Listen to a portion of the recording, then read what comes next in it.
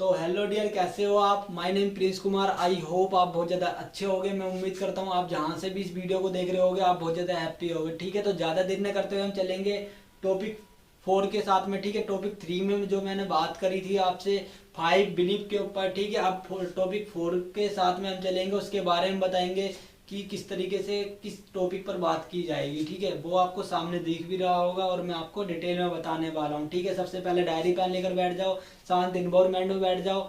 आपके पास में एयरफोन है तो बहुत ज़्यादा अच्छी बात है यार। एयरफोन लगा कर बैठोगे ना तो आपको सारा का सारा समझ में अच्छी तरीके से आने वाला है। ठीक है, तो यार वीडियो को बिल्कुल स्किप मत करना। जो भी चीज़ समझाऊँ सिखाऊँ उसे बहुत ज़्यादा अच्छी तरीके से समझना, सीखना और नोट कर लेना। ठीक है, क्योंकि यार आने वाले टाइम में तुम भी क्लास दोगे। आज मैं दे रहा हूँ, ठीक है, ऑनलाइन वर्क के लिए। आने वाले टाइम में तुम भी क्लास दोगे। ठीक है, तो चलते हैं वीडियो के साथ में। टॉपिक 4 किस चीज़ का हमारा? 7 एटीट्यूड। 7 एटीट्यूड क्या होता है उसके बारे में आज मैं आपको डिटेल में बताने वाला हूँ। 7 तरीके के नजरिए किस तरीके के होते हैं उसके बारे में आपको डिटेल में बताने वाला हूँ। एक एक करके मैं आपको सारे के सारे डिटेल में बताऊंगा। ठीक है, तो चलते हैं। सबसे पहले लिसनिंग एंड लर्निंग एटीट्यूड, सुनना और सीखने का नजरिया।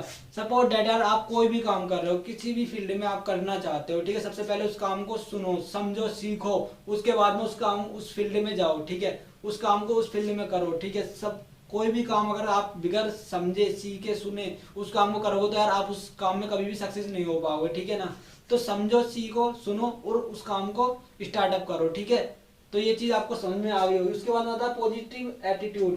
पॉजिटिव एटीट्यूड मतलब कि अच्छी सोच। कोई भी आप काम करो उसके प्रति आप कितने जुझारू, मतलब उसके प्रति कितनी अच्छी सोच है। वही वाली बात आ गई ना पहली वाली कि जिसमें मैंने नेगेटिव पॉजिटिव के बारे में बताया था। ठीक है, तो वही चीज है ये कि पॉजिटिव एटीट्यूड हमेशा क्या है कि हमें पॉजिटिव रहना है। कोई भी काम कर रहे हैं, किसी भी फील्ड में हम काम कर रहे हैं तो हमेशा क्या है, पॉजिटिव रहना। अगर आप पॉजिटिव नहीं रहोगे ना तो आप उस काम में कभी भी सक्सेस नहीं हो पाओगे। ठीक है, तो उसके बाद में चलते हैं हम बिजनेसमैन एटीट्यूड, व्यापारी का नजरिया। व्यापारी का कैसा नजरिया होता है? व्यापारी का नजरिया यह होता है कि वो चाहता है कि मेरा एक भी मिनट, एक भी सेकंड कभी भी बिना पैसे कमाए रह ना पाऊं। ठीक है, तो ये उसके अंदर नजरिया होता है, उसका ये एटीट्यूड होता है। हर जगह ये सोचता है कि मैं पैसे कमाऊं, हर जगह सोचता है कि मेरे पास कैसे पैसे आए, मैं किस तरीके से पैसे कमाऊं। ये होता है एक व्यापारी का नजरिया।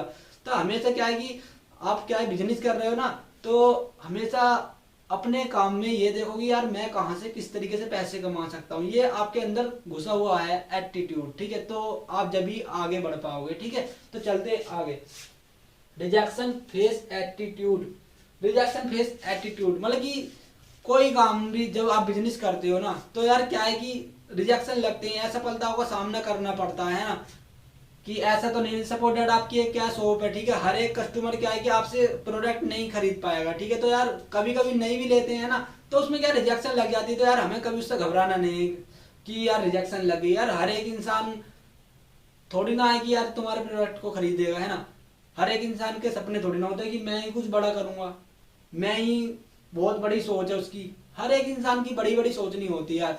तो क्या है कि रिजेक्शन फेस एटीट्यूड आपके अंदर हमेशा होना चाहिए। कोई कितने भी रिजेक्शन लगे यार हमें उनसे घबराना नहीं है। ठीक है, हमें क्या भी, बस हमें क्या है कि हमें सक्सेस होना है तो सक्सेस होना है। ठीक है, ये रिजेक्शनों से हमें कोई भी प्रॉब्लम नहीं होनी चाहिए। ठीक है, कि ये रिजेक्शन लग रहा, वो वाला रिजेक्शन लग रहा, तो इन चीजों से हमें कोई मतलब नहीं है। ठीक है, हमें हमेशा क्या है कि हमें अपने टारगेट को पूरा करना, सक्सेसफुल होकर दिखाना। ठीक है, तो ये सारी चीज आपको समझ में आ गई होगी। ठीक है, रिजेक्शन फेस एटीट्यूड, कोई भी हार ना मानना है। ठीक है, उसके बाद में क्या है, नेवर गिव अप। कोई भी काम कर रहे हो, किसी भी फील्ड में काम कर रहे हो, कभी भी हार मत मानो यार, कभी भी हार मत मानना। आप कोई भी काम कर रहे हो किसी भी फील्ड में, चाहे आप जॉब कर रहे हो, बिजनेस कर रहे हो या फिर आप कोई भी काम करो, मेरे को इससे कोई मतलब नहीं, बट यार तुम उस काम में कभी भी हार मत मानो। एटीट्यूड तुम्हारे अंदर नेवर गिव होना चाहिए। नेवर गिव एटीट्यूड तुम्हारे अंदर होगा ना तो तुम कभी भी किसी भी काम में हार नहीं मान पाओगे। ठीक है, तो हार कभी नहीं माननी है यार, प्रॉब्लम तो आएंगी, है ना। तो गिव अप नहीं करना, नेवर गिव अप हमेशा रहना चाहिए तुम्हारे अंदर ये वाला एटीट्यूड। ठीक है, तो चलते हैं फिर आगे। Humble attitude.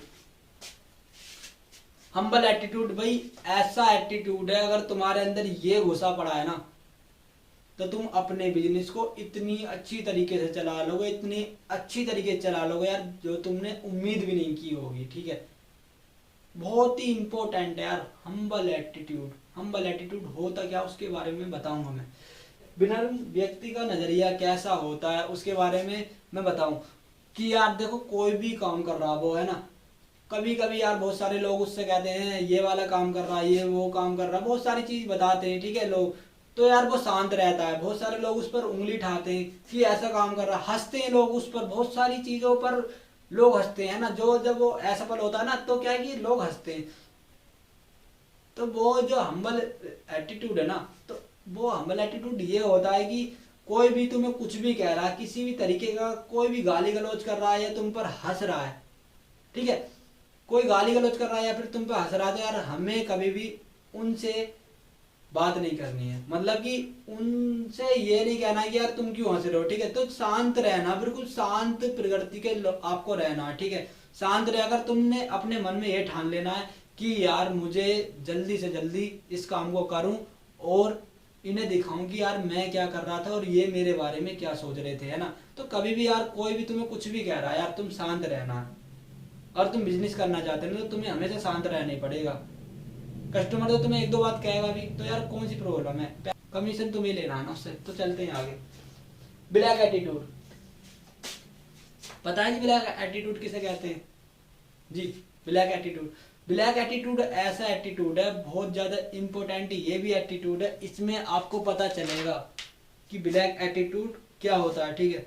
अगर कोई व्यक्ति आपसे कुछ भी कह रहा है, किसी भी तरीके की बात कह रहा है, हंस रहा है, आपको गाली गलौज कर रहा है या फिर आपकी बहुत ज्यादा मजाक उड़ा रहा है ना, तो क्या है कि यार उस व्यक्ति की बात को कहा हुआ उसे काली पेन से लिख लो, उसे अपनी डायरी में नोट कर लो कि यार इसने मेरे को ये कहा था। इस बात को हमेशा अपने दिमाग में उतार लेना, डायरी में उतार लेना कि मेरे को इस व्यक्ति ने, इस मेरे रिश्तेदार ने ये कहा था मुझसे, तो इसे कुछ कर कर दिखाना, इसे कुछ कर कर दिखाना। तो उसे अपनी डायरी में नोट कर लो, काली पेन से उसे डायरी में नोट कर लेना और अपना टारगेट बना लो, मेरे को इतने दिन में ये वाला वर्क कर कर दिखाना और मैं इस वर्क को कर कर रहूंगा। ये घुसा लो अपने अंदर। ये होता है एक ब्लैक एटीट्यूड। कोई भी तुम्हें कितना भी बुरा कुछ भी कह रहा है ना, तो उसे काली पेन से निकलो और अपने अंदर उसे उतार लो, अपने दिल दिमाग में उसे उतार लो और मेरे को ये करना है तो करना ही है, इसने मेरे को ये वाली बात कही कैसे, ये अपने अंदर ऐसा घुसा लो ना यार। बहुत इंपॉर्टेंट चीज है ब्लैक एटीट्यूड। ब्लैक एटीट्यूड बहुत ज्यादा इंपॉर्टेंट है, ठीक है। ब्लैक एटीट्यूड एक ऐसा एटीट्यूड है ना, अगर तुमने इसे अपने अंदर घुसा लिया ना, तो तुम कोई भी काम कर रहे हो, किसी भी फील्ड में काम कर रहे हो ना, तो यार आप बिना सफल हुए रह नहीं पाओगे। आप सफल बिल्कुल हो जाओगे, आप, मैं कह सकता हूं कि आप बिल्कुल सफल हो जाओगे, ठीक है। तो ब्लैक एटीट्यूड अपने अंदर ऐसे घुसा लो ना, कोई भी फील्ड में आप किसी भी तरीके का काम कर रहे हो तो आपको ये लगना चाहिए अब मैं यार सफल होकर दिखाने वाला हूँ, ठीक है। होऊंगा होऊंगा होऊंगा, इस तरीके से आपके अंदर होना चाहिए, ठीक है। तो ब्लैक एटीट्यूड आपको समझ में आ गया होगा, ये सारे के सारे एटीट्यूड आपको समझ में आ गए होंगे, ठीक है। तो आपको ये सारी चीज आपको समझ में आ गई होगी। जो भी चीज आपको अच्छी लगी तो यार वो कमेंट में बताना, लाइक करो, सब्सक्राइब करो, ठीक है। और क्या है कि जो भी चीज मैंने आपको समझाई है उसे डायरी पेन में नोट कर लो, ठीक है। तो ज्यादा देर न करते हुए यार, आपने इतना सारा टाइम दिया, बहुत ज्यादा इंपॉर्टेंट आपका टाइम है, ठीक है। तो इसी टाइम को यार कभी भी गलत जगह मत लगाओ यार। मैंने हर एक वीडियो में कहता रहा हूँ, टाइम को कभी भी गलत जगह मत लगाओ। अगर एक बार टाइम निकल जाता तो फिर दोबारा नहीं आता, ठीक है। तो थैंक यू यार, आपने जो मेरे को इतना सारा टाइम दिया, ठीक है।